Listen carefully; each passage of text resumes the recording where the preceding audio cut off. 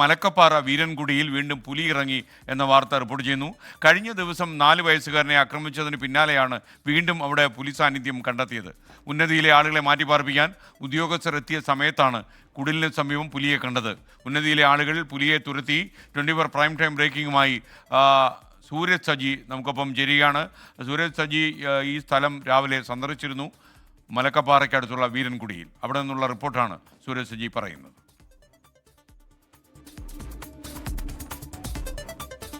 ഇന്ന് വൈകുന്നേരം 6:30യോടുകൂടിയാണ് ഈ വീരൻകുടിക്ക് സമീപം വീണ്ടും പുലിയെ കണ്ടെത്തിയിരിക്കുന്നത്. കഴിഞ്ഞ ദിവസം ഉറങ്ങിക്കിടന്ന കുട്ടിയെയാണ് പുലി കടിച്ചുകൊണ്ട് കാട്ടിലേക്ക് പോയത്. തൊട്ടു പിന്നാലെ പാഞ്ഞ പിതാവ് കുട്ടിയുടെ ജീവൻ രക്ഷിച്ചു. പക്ഷേ ഇപ്പോഴും കുട്ടി തൃശൂർ മെഡിക്കൽ കോളേജ് ആശുപത്രിയിൽ ICUവിൽ തുടരുകയാണ്.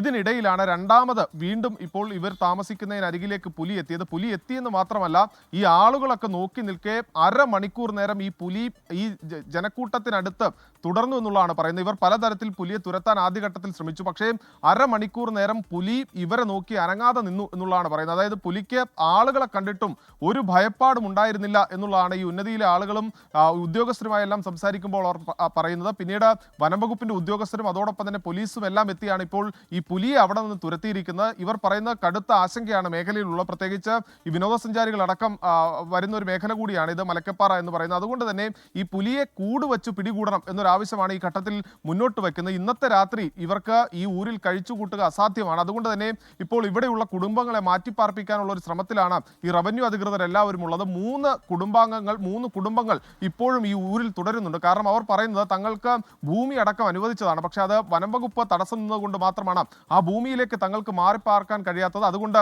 തങ്ങളുടെ പ്രതിഷേധ സൂചകമായി ഊരിൽ തുടരുന്നു എന്ന് പറയുന്നു. എന്തായാലും ഇപ്പോൾ അവരെ കൂടി മാറ്റിപ്പാർപ്പിക്കാനുള്ള ഒരു നടപടിയിലേക്ക് റവന്യൂ വകുപ്പ് കടന്നിരിക്കുകയാണ്. സൂരജ് സജിയാണ് നമുക്കൊപ്പം ചേർന്നത്.